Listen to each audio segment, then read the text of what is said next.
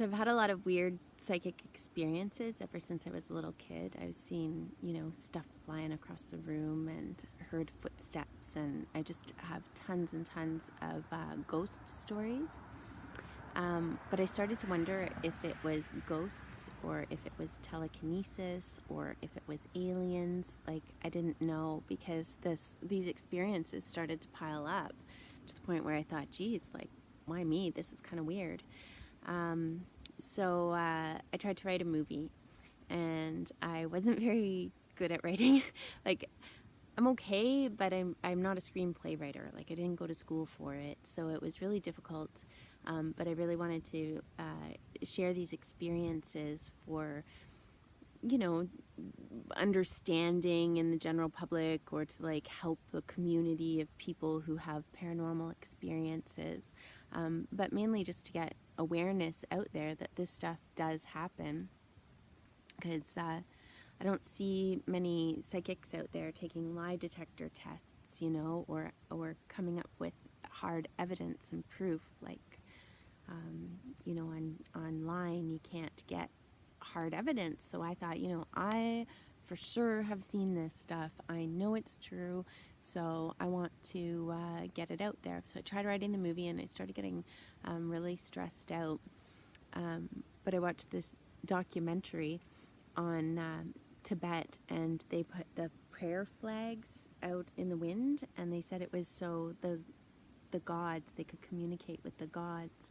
And I guess I was at a point in my life where I just, didn't have anybody, and was looking for some assistance. So I hung my movie up in a tree. Sounds mental, but I just hung it out there, and I was like, there you go, God, read it. If you could send me any, advice.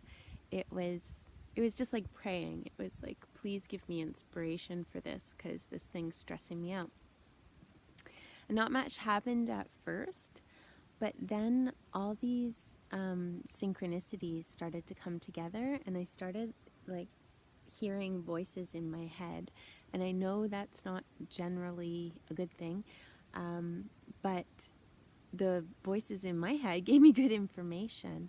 Like, I would hear names, and then I would Google it, and what I Googled would be useful for my movie. So it was like, I went to the doctor for something, and for some like depression and anxiety and stuff, and he said, are you hearing voices? And I said, actually, yeah, I do hear voices in my head. And he wrote me a prescription for it, but I didn't want to get rid of the voices, because everything that I was being told was useful for the movie. So like, I wasn't being told to go kill somebody or do anything bad. I was just being given information. And I attributed it to this, that I had hung my movie in a tree and asked for help from God or gods, and it was coming true. So I was like, wait a minute, I'm not going to listen to everybody that I'm insane. I'm just going to like follow this path and see where it takes me. Well, one day, I heard in my head, look up red-headed Egyptians. And I was like, okay. Because, like when you see online, there's all that stuff about bloodlines and red hair and, blue eyes and RH negative. I've got that blood, that RH negative blood, or AB negative blood. And people are saying it's alien blood and it's this and that. So I was kind of looking up stuff about, red hair, and I thought, okay. So I looked up red-headed Egyptians, and this picture of mummy was the first image on my screen, and something in my head said, that's you. And I was like, what? It's like, that's you. And that I knew that I was looking at myself in a past life at that moment, and I didn't even doubt it.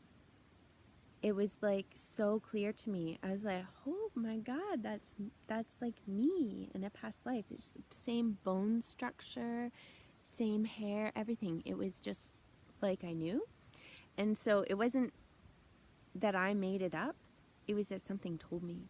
And like, so that voice in my head that told me that led me to Google that, I don't think that's just insanity. I think it was actually a communication from somewhere.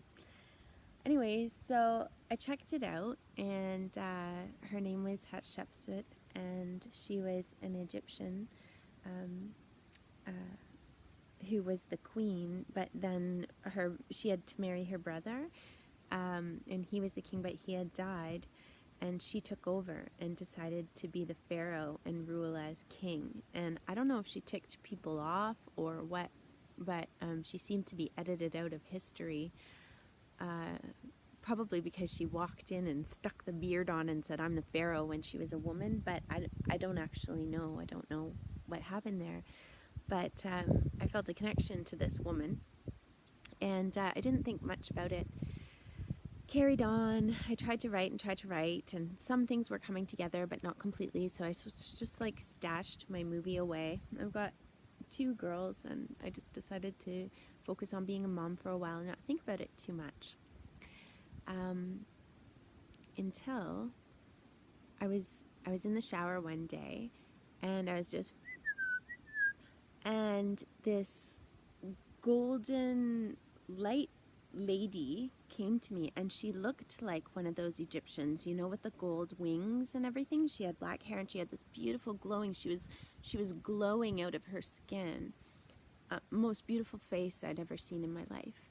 And my eyes were closed. Like, I was washing my hair, my eyes were closed, but I could see her in my mind's eye so clearly. And it wasn't like when you imagine something yourself. It was definitely an other than self thought, you know? So it was not scary. So I was kind of like, "Hello." And all she said was her name. She said, "I'm Ma'at," in a tone like, "You know me." And I was like, "Hi, Ma'at. Who are you?" She's like, "Ma'at," you know, like, "Ma'at, like, it's me. Like, hey, we know each other." And I was like, "Okay, Ma'at, hey." And it occurred to me in that moment, I'm like, okay, well, I might know her from Egypt. And so said, "Okay, what's up, Ma'at?" And she said, "I'm here to weigh your heart against a feather." And I had heard of this from public school, you know, when you research Egyptians in like grade 5. I remembered hearing about the weighing their heart against a feather and everything, but I thought it was like an actual, when you die, they took your physical heart out and put it on a scale. But she somehow communicated to me that it was more of a metaphysical thing, not a physical thing, and that it was more like the karma of my existence was being judged or weighed or challenged.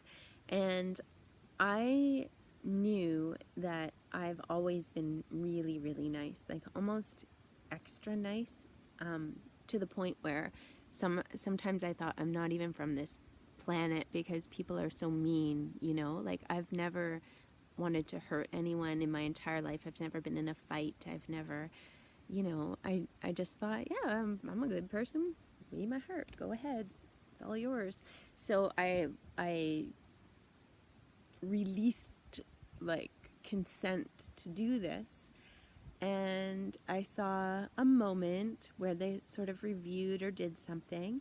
And then it was like, "You passed, hey!" And I was standing, in my mind, I was standing on this bar. And I saw my daughter was there with me, and she was shaking Ma'at's hand. So in that moment, I knew my daughter's been with me through incarnations before, and she's obviously gone through this as well. And so I was at a podium, and I passed the test, and I was given an ankh, like a spiritual kind of ankh came into me. Like, it was just like it was a purple light, like a solid light kind of thing merged with me. And I was still in the shower. I was still just like, but I kept my eyes closed. It all took place in a matter of a minute. So she gave me the ankh, and then I didn't didn't really, I was just kind of like, hey, that was nice. Thank you. See you later. And she receded. I was like, oh, you know. And that was it. So I carried on with my life. And then through the course of weeks or months or over a year, it seemed like I was learning so fast. I was picking up all this stuff like quantum physics and inspiration for the movie, and all my life was all coming together. I was feeling better, wasn't depressed, didn't have anxiety. Like I'd been like lifted to a whole new level of creativity and inspiration. And now, looking back on it, I didn't know what happened then, but looking back on it now, I think, now this might be whack, but I think I have lived in Egypt before, that I was most likely that Pharaoh, and that I had undergone the immortality ceremonies, you know, because when they mummified the pharaohs and made them immortal, everybody says that they did that in Egypt, but what does that really mean? Like nobody's ever said, oh, this is what happened to all the pharaohs that became immortal, right? Like, do they just live in heaven forever? Because that would be just normal, right? But what if it means that you find yourself coming back over and over and over again? And if you do pass the immortality and pass the heart test, what if they come and wake you back up? When you're living again, they come back and say, hey, this is who you are, you're back, you know? Good for you. I'm ma'at, hey, we're friends, we're back, hey, you know? And it's just like that.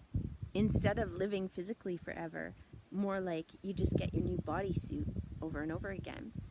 So I think that makes a lot of sense to me, because like everybody sort of accepts that that's what the Dalai Lama does.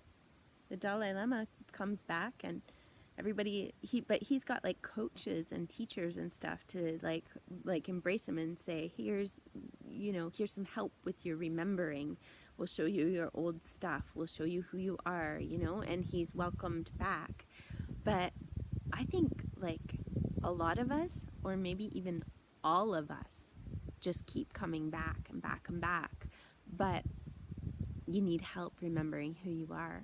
And I was fortunate enough to have been in a place of power back in the time in Egypt, where I must have had assistance from higher beings or aliens or something, and still do apparently, to remember who I am. So I just want to know what everybody thinks about that theory. I want to know if anybody else feels the same way. I'd like to hear, comments from anybody who feels like they remember their past lives, that they have deep connections to Egypt or to other places. It's probably not exclusive because the Dalai Lama does it and Egyptians do it. Well, it probably happens in Ireland. It probably happens in South America. Probably happens all the time. So, yeah, just comment on your reincarnation stories and tell me what you think of mine. Thanks.